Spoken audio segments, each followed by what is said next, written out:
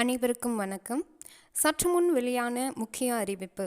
குடும்ப தலைவிகள் அனைவருக்கும் பயன்பெறும் வகையில் அவர்களுக்கு உரிமை தொகை வழங்குவதில் புதிய மாற்றங்கள் குறித்த கவனத்தில் கொள்ள வேண்டிய முக்கியமான தகவல்கள் வெளியாகியுள்ளன. இதை பற்றிய விரிவான விளக்கம் இவ்வீடியோவில் பார்க்கலாம். மகளிர் உரிமை தொகை கடந்த திமுக ஆட்சியில் ரூபாய் 1000 பெண்களின் வங்கிக் கணக்கில் வரவு வைக்கப்பட்டது.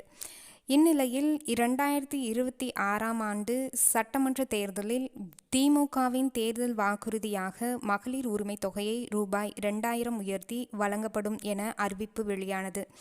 இதற்கு போட்டியாக தாவேகா சார்பாக வெளியிடப்பட்ட தேர்தல் வாக்குறுதியில் ரூபாய் 2500 வழங்கப்படும் என்று கூறப்பட்டது. 60 வயது வரை உள்ள அனைத்து மகளிருக்கும் 3000 ரூபாய் வழங்கப்படும் என அதிரடி அறிவிப்பை தாவேகா அரசு வெளியிட்டது.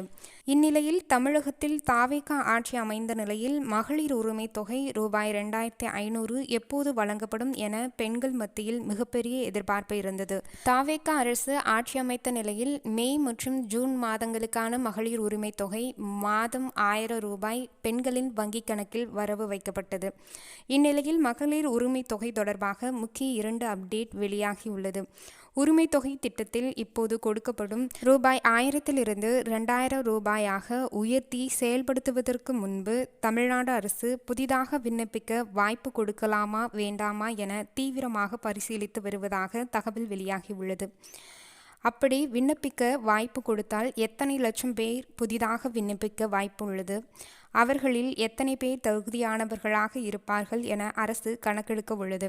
அதில் தேர்வு செய்யப்படுபவர்கள் மற்றும் இப்போது பயனாளியாக இருப்பவர்கள் என எல்லாருக்கும் மாதம் 2500 கொடுத்தால் மாதம் மற்றும் ஆண்டுக்கு எவ்வளவு செலவாகும் என கணக்கீடு செய்ய உள்ளது. தற்போது மகளிர் உரிமை தொகை பெற்று வரும் பயனாளிகளில் 60 வயதிற்கு மேற்பட்டவர்கள் எத்தனை பேர் இருக்கிறார்கள் என்ற பட்டியலும் ஆய்வு செய்யப்பட்டு உள்ளது. அவர்களை இந்த திட்டத்திலிருந்து நீக்கி முதியோர் ஓய்வூதிய திட்டத்தின் கீழ் கொண்டு வந்தால் அரசுக்கு ஏற்படும் செலவுகள் மற்றும் நிதி மாற்றம் குறித்து கணக்கிடப்பட்டு வருகிறது. இந்த கணக்கெடுப்புகள் முழுமையாக பரிசீலிக்கப்பட்ட பிறகு திட்டத்திற்கான கூடுதல் நிதி சுமையை அரசு எவ்வாறு சமாளிக்கலாம் என்பது குறித்து முதலமைச்சர் விஜய் அரசு அதிகாரிகள் மற்றும் அமைச்சருடன் தீவிர ஆலோசனையில் ஈடுபட உள்ளனர்.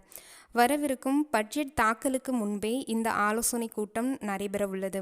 இந்த ஆலோசனையின் போது தமிழ்நாட்டின் தற்போதைய நிதிநிலை விரிவாக ஆய்வு செய்யப்பட்டு இத்திட்டத்தை உடனடியாக செயல்படுத்தலாமா அல்லது தள்ளி வைக்கலாமா என்ற இறுதி முடிவு எடுக்கப்படும்.